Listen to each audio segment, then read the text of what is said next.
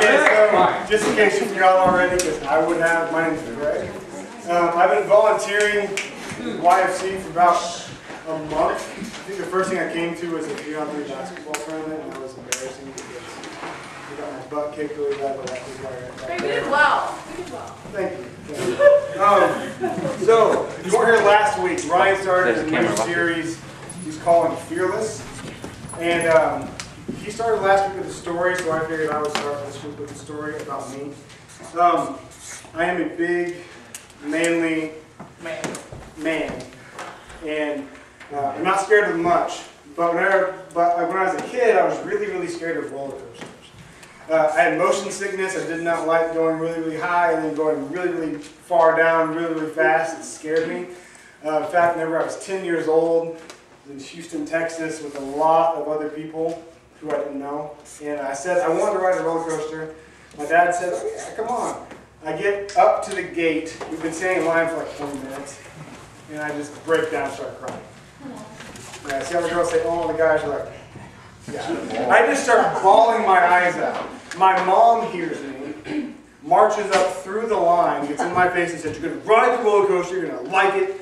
So I rode it. And they said, what they say is that I loved it. And I love the roller coaster, but I remember like fearing for my life. And so my whole teenage years, I hated roller coasters, hated them. I would get sick whenever I thought about them. It was kind of like my Achilles heel. Like, I couldn't do it. I was this big manly guy who couldn't go up and down on a wooden roller coaster.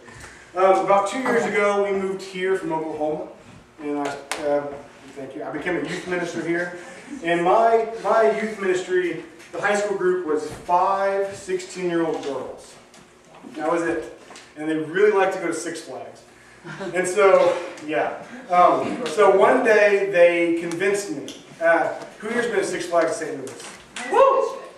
I mean, you know that would be a big wooden roller coaster in the back or something? Yes. It's like the first thing they drag me to. They say, "Greg, you're going to ride the boss." And I said, "Oh God, no." So they somehow convinced me. These 5 16-year-old girls convinced me to go. So I get in line and I start thinking, like, what's the worst that could happen? And I'm like, well, I'm getting there. The worst thing that could happen is I could probably start crying in line. That would be really embarrassing, you know, giant bearded man crying with these, 16-year-old girls looking at me all funny in public. I could cry on the roller coaster, probably right when that camera snaps a picture and bawling my eyes out. I could vomit on the roller coaster, also right when that camera snaps, dousing everyone behind me in vomit. Or I could enjoy it. So they shove me on, I get on, they put me in the front car, of course, and I know, it sounds awful. But what wound up happening, and you have to realize, back before this, I used to think amusement parks were for standing, walking, and watching. I would walk around a lot. I would stand waiting for my friends who rode roller coasters, and I would watch them ride. That's all I did. But they put me on the bus. We went up, we went down, we went around that super hard curve at the end, and I loved it. Turns out I'm super awesome, and I love roller coasters. And so, but it took 5 16-year-old girls dragging me through that big line to change my view of how things were done. Last week, Ryan started out this series by talking about Joshua. I'm going to make it Joshua. Chapter 1. Sorry. Started talking about Joshua, and he really talked about chapter 1. It's when Joshua takes over from Moses. Moses, he gets almost to the promised land, and then he dies. And so that's kind of sad. But Joshua takes over, and that's where Ryan kicked off. Now I'm going to kind of jump in right where he left off, except not really. He was in chapter 1, I'm in chapter 6. If you don't know where Joshua is, it's the 6th book of the Bible, so we're in the 6th book and the 6th chapter. Now I'm going to give you a short overview of what happened in the 5 previous chapters. Joshua takes command. He sends 2 spies into the promised land. They meet a prostitute named Rahab who hides them under the shingles on her roof. They spy on Jericho, super big fortified city. They come back, say, "Get to go, let's do this." They cross the Jordan. It's a huge river. The way they cross it, it's kind of cool. It's not like Moses had his staff and he parted the Red Sea, right? Well, at this point they have what they call the Ark of the Covenant. It's this big box that holds all these different artifacts, and it's really powerful. If you touch it, you die. It's crazy. So these priests walk up, they step in the river, and everything parts. Everything stops flowing, and they walk across on dry land. Next thing they do is they build an altar with 12 stones, because there's 12 tribes of Israel. And then all the men have to get circumcised. Because they haven't got circumcised. All 40 years I've been in the desert. If you know what that means, it's bad. Whenever you're old, it's painful. So they have to do that, and they have to heal up. Then you're in chapter 6. That's all that happens. And then you're in chapter 6. Now I'm going to be starting chapter 6. I'm going to read 1 through 5. One thing about me I didn't tell you. I meant to tell you. I have a stutter. It just kicks in just whenever it decides to, and it's usually whenever I just... What? Right there with you. I stutter all the time. Boom. And mine never kicks in unless I'm going to read. I don't know why, but it does. So, if it happens, bear with me. We're going to fight through it. Cool? Cool. Okay, so chapter 6, verse 1. Now Jericho was shut up on the inside and the outside because of the people of Israel. None went out and none came in. And the Lord said to Joshua, "See, I have given Jericho into your hand, with its king and its mighty men of valor. You shall march around the city with all your men of war going around the city once. Thus you shall do for 6 days. And 7 priests shall bear trumpets of ram's horns before the ark. And on the 7th day you shall march around the city 7 times, and the priests shall blow the trumpets. And when they make a long blast with the ram's horn, and when you hear the sound of the trumpet, then all the people shall shout with a great shout, and the wall of the city will fall flat, and the people shall go up straight before him." Now, you have to understand, that's the risk. This whole series is about being fearless, about taking risks for God. And the risk here is that God said, you're going to take that city. But the way you're going to do it is you're going to march around in a circle. Now, I don't know if you know much about ancient warfare. There's this stuff called siege warfare. It's one of my favorite things from history because it's so brutal and nasty. But this is what God's asked them to do. Whenever you come up to a big city with big walls, you have a few options. You could make a trebuchet. Anyone ever see one of those? Yeah? They're awesome. It's like a counterweight thing that throws. It's really cool. Or a catapult. And you can put rocks, boulders in there and tear down the wall. You can also sling dead bodies, just whatever you wanted to make it sick, kill people. You could dig a tunnel under the wall. You could build a ramp out of dirt, dead bodies, whatever you could find, up to the top of the wall and then climb over. But all these things take time, and usually you die trying. Just imagine if you're in a city and there's people below trying to build a wall. What do? You boil up some oil and you dump it on.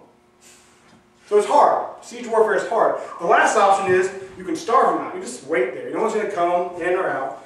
So the conventional way to do siege warfare was you killed a lot of people, you lost a lot of your soldiers, and it took a long, long, long time. And God comes up to Joshua and says, no. You're going to march. It's pretty much, God said, you are not going to be in the army, you're going to join the marching band. And you're going to march around the city 6 times, once a day, blowing trumpets. Just imagine you have a bunch of pastors and ministers out there with trumpets and you're marching around the city. And somehow this is going to make the wall fall down. Now, see, that's a big risk because all Jericho has to do is send an army out and slaughter these people. So the Israelites have a big risk. They can be slaughtered. This is not how things are done. But God says, trust me, do this. And they do. And it's very cool. I'm not going to read the rest of the chapter. We're going to skip to chapter 6, verse 20. Yeah, chapter 6, verse 20. And this is after they had blown the horn. They had marched around it 7 times on the 7th day. So the people shouted and the trumpets were blown. As soon as the people heard the sound of the trumpet, the people shouted with a great shout, and the wall fell flat. So the people went into the city and they captured the city. That's what's so cool to me, is God says, trust me, bro. I know you're supposed to build trebuchets and you're supposed to launch stuff over, but just trust me. Do this unconventional thing and be blessed. And they were. They marched around the city. I mean, can you imagine being in Jericho? And because this is a town that had been laid siege to dozens of times. People had brought catapults and trebuchets. They tried to dig tunnels. No one had ever gotten into Jericho. Its walls were feet and feet and feet thick of rock and mortar. Can you imagine if you just saw these crazy people just cross a river and then just start marching around your city? See what I would do is I would just sit there and laugh at them. But then on the seventh day, I would be in a whole heap of trouble because the walls came down. You see, God keeps His promises. God promised Joshua, if you do this, I will bless you this way. And see, what's really cool to me is that Jesus makes the same kind of promise to us. He asks us to take the same kind of risk. In the book of Matthew, the first book of the New Testament, Jesus gives this really cool talk called the Sermon on the Mount. It's chapters 5 through 7 in Matthew. It's one of my favorite pieces of scripture in the Bible.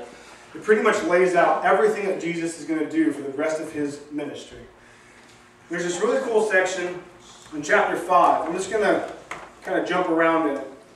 I'm going to start in verse 21. It says, "Now you have heard that it was said to those of old, you shall not murder, but whoever murders shall be liable to judgment. But I say to you that if you are angry with your brother in your heart, you are liable to judgment. Whoever insults his brother will be liable to the council, and whoever says, 'You fool,' will be liable to the hell of fire." Verse 27. "You have heard that it was said, 'You shall not commit adultery.' But I say to you that if you look at a woman with lustful intent in your heart, you have already committed adultery with her in your heart." Verse 38. "You have heard that it was said, 'An eye for an eye, a tooth for a tooth.' But I say to you, do not resist the one who is evil, but if anyone slaps you on the right cheek, turn to him the other also. And if anyone would sue you and take your tunic, let him have your cloak as well. And if anyone forces you to go 1 mile, go with him 2 miles. Give to the one who begs from you, and do not refuse the one who would borrow from you. You have heard that it was said, 'You shall love your neighbor and hate your enemy.' But I say to you, love your enemies and pray for those who persecute you." You see, what Jesus is saying is, you have heard this, but there's a better way. You have heard an eye for an eye, a tooth for a tooth. That means if you hurt somebody, say on accident you blind somebody, they would come and they would take your eye. They would blind you back. It's kind of like, I used to listen to this guy, he was a comedian in Texas, and in Texas, I used to live there, it's a beautiful state, but they love the death penalty. And his joke was, in Texas, if you kill somebody, we'll kill you back. That's pretty much what the law was if you cut someone's hand off, they cut off your hand. But Jesus said, you've heard that, but there's a better way. The hardest one for me is, you've heard that it was said, you shall love your neighbor and hate your enemy. But I tell you, love your enemies and pray for those who persecute you. It's hard for me. But it's a better way, isn't it? Just think about all the stuff that's happening in the world. We got the Boston bomb, or we have all the crazy stuff happening in the Middle East. What if people love their enemies? Pray for each other. Now, it's not easy, but Jesus tells those people, He tells us, you have heard it said, but there is a better way. And just in the same way, God told Joshua, you have heard, Joshua, that you're going to need catapults, you're going to need a tunnel, you're going to need a bunch of men to sacrifice their lives. But I'm going to tell you something. If you will march around that city, I will make it collapse. There's a better way. I will bless you in a better way. And you might be asking, like, okay, but how does this relate to me? See, I don't know if you know it, but you hear things. And they might not be explicitly said, but they're things that you hear throughout your daily life. And you'll hear them for the rest of your life. Ask one of the volunteers. But you're going to be programmed to think certain ways. You might be told, God might say to you, you've heard it said that if you're going to be accepted by your group of friends, people are going to think you're cool, people are going to want to hang out with you. You're going to have to put down other people, look down on them, turn away from them, not be friends with them. But God says, but there's a better way. You might hear, if you want to be successful in sports or in school or in life, you need to be selfish. You need to think about yourself. You have to think about your wants over anyone else's needs. But God says, no, there's a better way. Or you might hear, there's a lot of people that you know in your class. You've heard that there are a lot of people in your class, a lot of people that you might know who are sexually active. who are doing things with their boyfriends, girlfriends, maybe people who aren't their boyfriends and girlfriends, and you feel uncomfortable. But people say, no, this is what a lot of these people do. This is what cool people do. This is what my friends do. But God says there's a better way. See, the risk here is trusting God that there's a better way. And, you know, Jesus ends this really famous sermon with a pretty famous story. It starts in verse 24. And it says, everyone who hears these words of mine and does them will be like a wise man who built his house on a rock. And the rain fell, and the floods came, and the winds blew and beat on that house. But it did not fall, because it had been founded on the rock. And everyone who hears these words of mine and does not do them will be like a foolish man who built his house on the sand. And the rain fell, and the floods came, and the winds blew and beat against the house. And it fell, and the fall was great. You see, God says, I know you hear things in your life. You hear things at school. But a lot of those things are lies. And there's a better way to live. There's a better way to be an example to your friends. And one great way is coming here. This is an awesome thing. You get to be with people who love you and who love God. So this week, I want you to be fearless. I want you to take the risk and strive to look for the better way. It won't be easy. It's going to be risky. And it might cost you dearly. But in the end, and I'm talking about capital E-N, the last shebang, 4 horsemen, second coming, world blowing up, whatever you want to think, the end. Will you be standing on the rock or will you be sinking in the sand? See, Jesus lays it out for us and says, you have heard it said, but there is a better way. And guys, it's an awesome way. It's hard and it's scary. But if you can walk up to it, you know, Ryan talked last week about how we were given a spirit of power and not of timidity. If you can approach this risk with that spirit of power, you can be blessed in so many ways, and you can bless a lot of other people.